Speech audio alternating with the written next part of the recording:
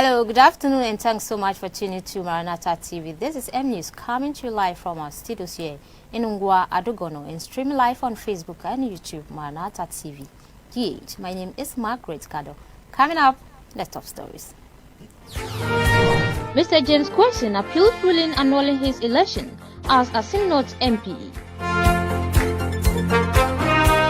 In the world of business, Toyota garners automark to address market demand for used cars. In entertainment, Sarkodie apologizes to President Akufo-Addo over his reply following Nana Tuasu's statement.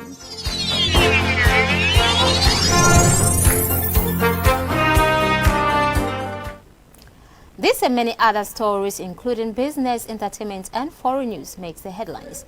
Now to our first story. Some fishermen in Elmina in the central region has expressed their displeasure with the Ministry of Fisheries and Aquaculture Development decision to extend the ban on fishing activities for another month. The fishermen say they fear criminal activities may rise in coastal towns as a result of the extended ban on fishing activities. They said they are starving in this community as a result of the ban, and the only thing they do here is fishing. If they spend a day without going for fishing, it will affect economic activities in the enclave, one of the fishermen said. According to other fishermen and fishmongers, the extended ban will affect economic activities in the area since fishing is their only source of livelihood.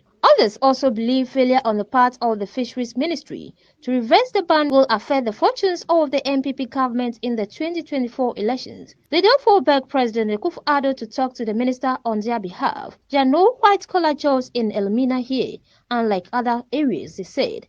The minister is not treating the people of the coast well, and this can affect the government. The leadership of the MPP must resolve this, they said. They further said even if they have wronged her, she must forgive them because most of the MPP supporters in Elmina have crossed the carpet to the NDC as a result of the move, one man said. The Minister for Fisheries and Aquaculture, Mavis Hawakunsin, extended the closed season and also denied them premise fuel as punishment for their unwillingness to renounce light fishing.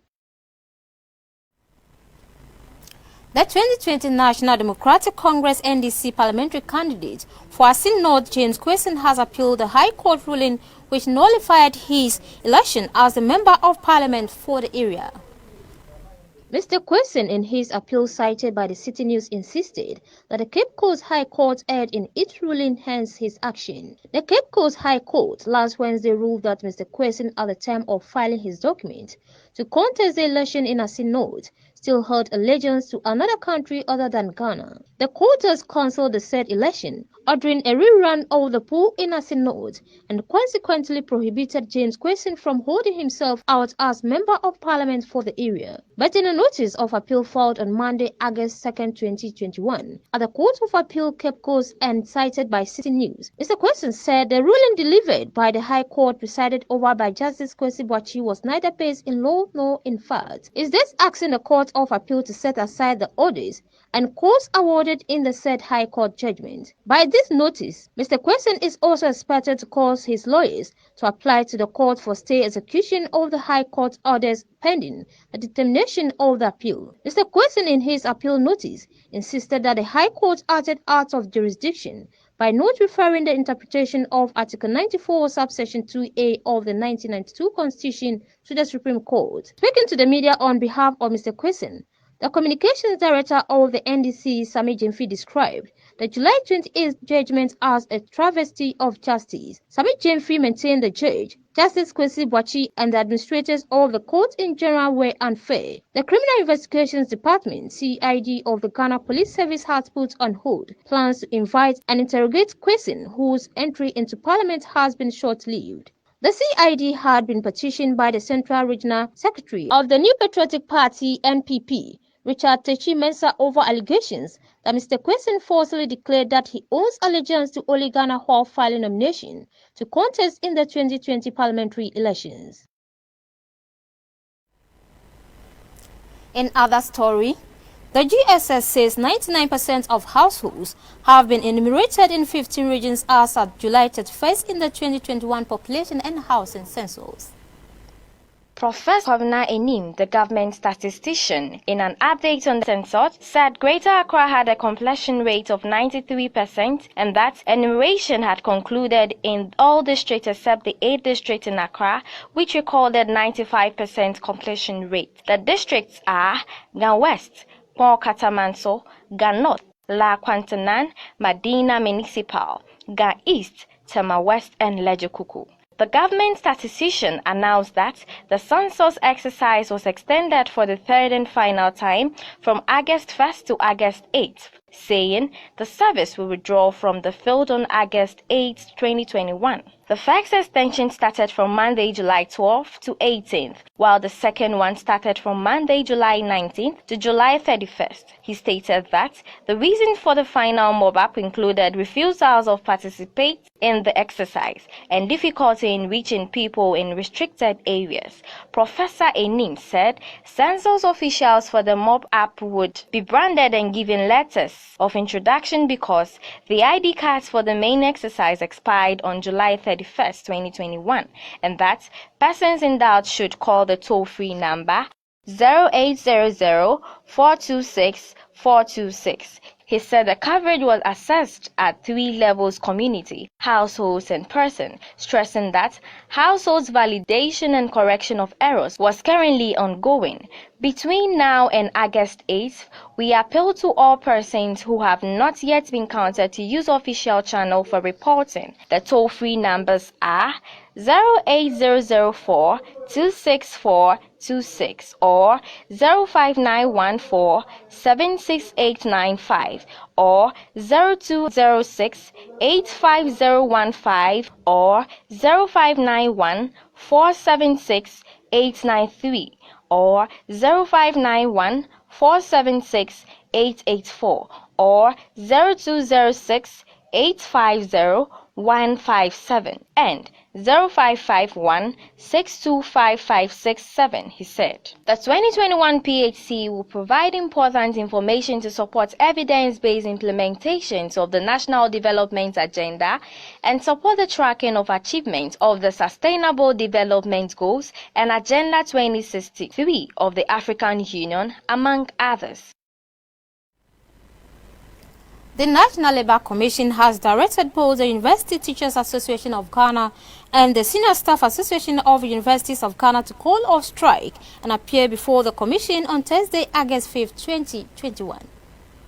In separate letters to the two unions, the NLC directed them to stay any or all intended actions for the parties to appear before the Commission. The Executive Secretary of the National Labour Commission, NLC Ofosu Asamoah, has urged the two unions to consider ongoing negotiations. By law, when you are negotiating or a case is before the Commission and it is being heard, you do not go on strike, he said. According to him, the only outstanding issue for the UTAG members was settling on the research allowance. Much of the problems have been solved, except that it is small bit that has brought all these problems. To address the concerns, the Deputy Minister for Employment and Labour Relations, Brad Reku-Broby, has also said a committee will be set up to resolve the current impasse. UTAG members are on strike because they want the government to restore the conditions of service agreed upon with the government in 2012. The Senior Staff Association of the Universities of Ghana is also on strike because of the government's failure to address concerns raised about its members' conditions of service. Away from that story, a taxi driver has been rushed to the Lekman Hospital after he was knocked down by an unknown Benz car near the Maranatha on Spinters Road in the near hours of 8 a.m. We were here when the accident happened this morning. Before the accident, we saw a Benz car on speed coming from Obidibe on the Spinders Road, which was followed by two motorbikes, and as he branched at the junction with a speed, he knocked down a taxi driver who was at the junction, leaving him seriously injured and unconscious.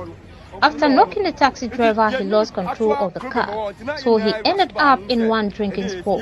Not knowing what was actually happening, we rushed to the scene and found the taxi driver unconscious, so he was rushed to the Lekman Hospital. But according to the motor guides following the car, they said the car was a stolen car they were chasing.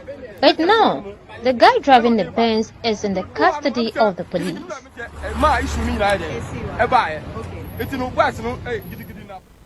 M-News returns shortly with business.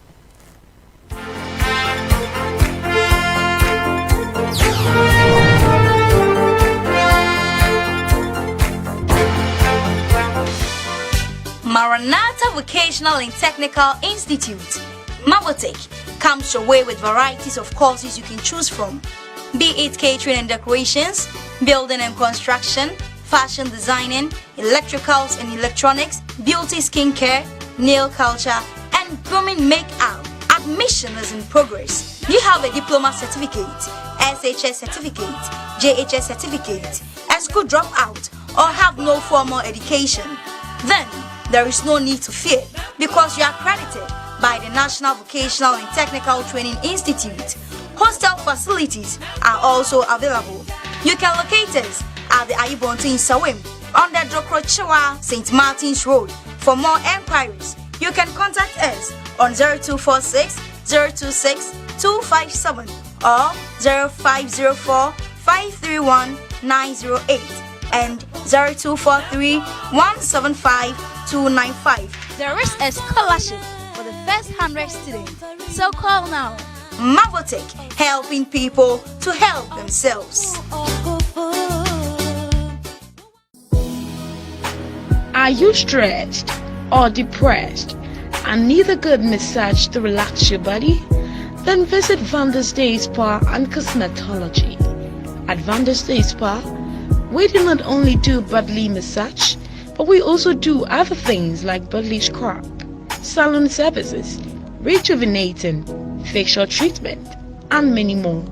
We also have a school which offers short courses like wake up, makeup, pedicure and manicure, nail extension, and we have full courses in beauty therapy, hairdressing, cosmetology.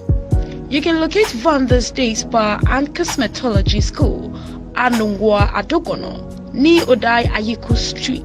You can call us on 0243 816908 or 0503 353936.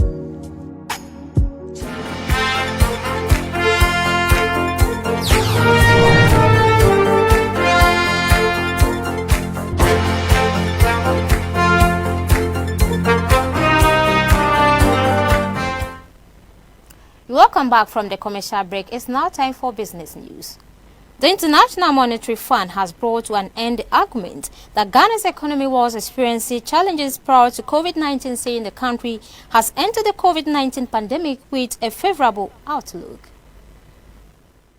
It said in a detailed Article 5 consultation document that, before the pandemic hit, the economy had expected to grow at 5.8% in 2020. The authorities had maintained microeconomic stability following the successful completion of the Extended Credit Facility Program in 2019. The fund emphasized that an extension banking sector cleanup, together with an improved supervisory and regulatory framework, had laid the foundations for financial stability. It further said that the government response to the COVID-19 pandemic helped save lives and safeguard livelihood. To contain the spread of COVID-19, the government implemented social distancing restrictions, including a partial lockdown in April 2020 and school and border closures. Growth slowed, food prices spiked, and exports were affected by a large decline in oil prices. However, a major monetary and fiscal policy relaxation cushioned the pandemic impact on economic activity, it noted. Economic recovery underway, but fiscal rigidities and debts increased. The Bretton Woods institution also said an economic recovery in underway, but physical rigidities and debts have increased, saying the rebounding activity coupled with the graduation and easing of social distancing restrictions and the launch of an ambitious vaccination campaign. Government policies contributed to a record 2020 fiscal deficit, a sharp increase in public sector debt, and raising debt service costs. The 2021 budget undertook a difficult but important shift towards medium-term fiscal consolidation. The economic impact of the pandemic is forcing social demands on the government to reverse the decline in living standards and address youth unemployment, it explained. Economic growth slowed to 0.4% in 2021, increasing poverty. Growth slowed from 6.5% in 2019 to 0.4% in 2020 due to lower mining production and the impact of COVID-19 restrictions, equivalent to an income per capita decline of 1.7%.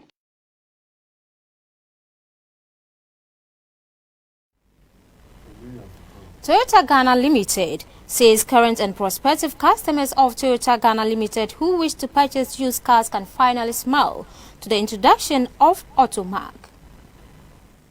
The creation of the new business unit is in direct response to having a secured platform which deals in such vehicles to support segments of the market with limited budget for new cars. Vehicles under Automark are certified and covered by a year complimentary service. Launching the company's new business unit in Tema, Managing Director of Toyota Ghana, Koji Yanaka, said the new unit will bring convenience. Automark is to ensure customers receive convenience and transparency when they buy or sell their used vehicles. The model operates in 11 African countries, including South Africa, Mauritius, Kenya, but just to name a few. Explaining this, he indicated the pre-owned sales has two options. The first being the buyback option, where we give you cash for your used vehicle purchase from Toyota Ghana. The second option is a trade-in offer where a customer returns his used old vehicle with a minimum top-up after evaluation for a new one right from the showroom. According to Koji, mileage and age limits of the vehicles do not affect one's chances in taking part in such deals. Toyota Ghana's Automark to address market demand for used cars. Under this new business model, the company's financial partners are expected to assist customers with auto loans. He used the opportunity to drum home the importance of the adhering strictly to COVID-19 protocols. Head of Sales Operations, Andrew Lamptey, said, launching of Automark is timely as customers have been exposed to risks of doing business with non-certified dealers for years. The new platform aims to put vehicles which would have otherwise posed danger to human life in good shape. The company will help in documentation when it comes to change of ownership. He also added that individuals or companies are not limited in terms of number of cars they can trade in. He further said, for instance, if Multimedia Group or any other institution is phasing out its fleet of vehicles purchased from them, this will be a very good avenue to explore. Inspection and evaluation will be done once they agree on the value. The person or institution has a choice to either top up to pick new models or make up for a new one, and if you want a cashback, one equally has a choice. Service engineer at Toyota Ghana, Isaac Mensah, indicated that TGCO is working with insurance companies to offer competitive premiums to customers. Under Automark, vehicles purchased come with a year complimentary service, while Toyota Ghana will offer free servicing. Up next is entertainment news.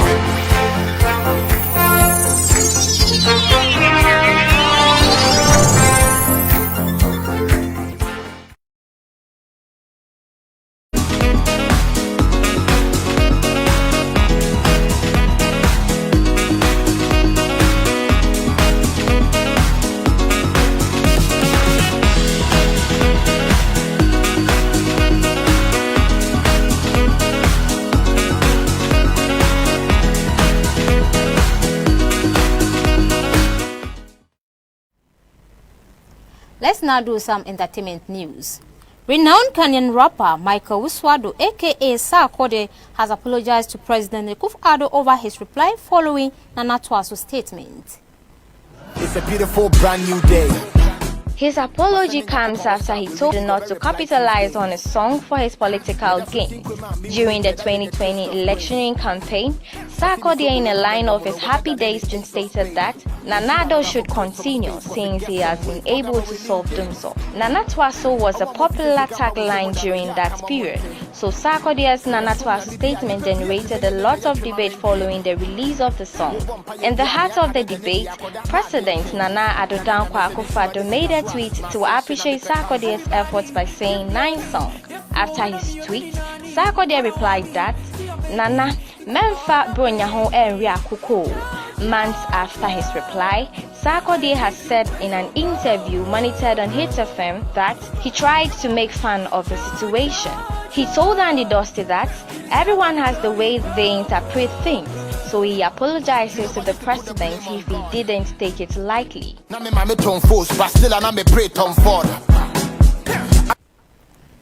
Away to the foreign front.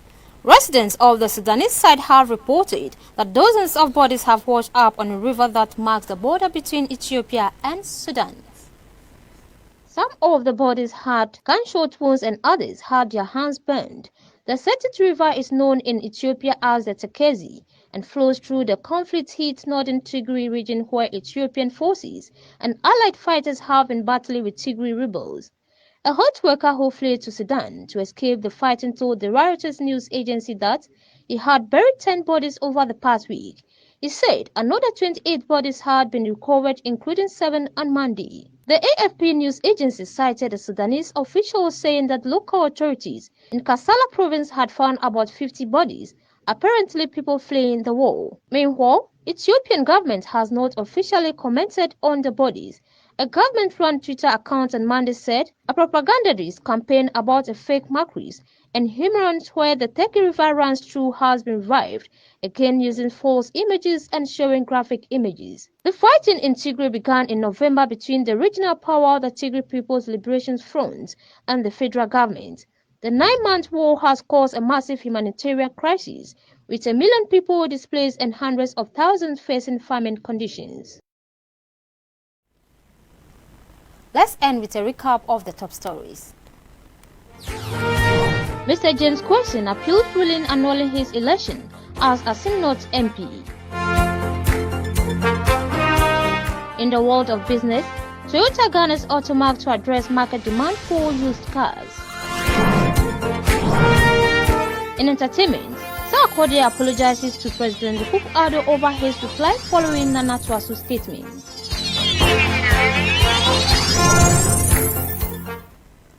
This will be all for this afternoon news. For more news updates, you can follow us on Facebook and YouTube, Maranatha TV. GH, many thanks to the production team and also to my producer, Hussein Isako. Once again, my name is Margaret Gado. Thanks so much for watching and do have the rest of the day.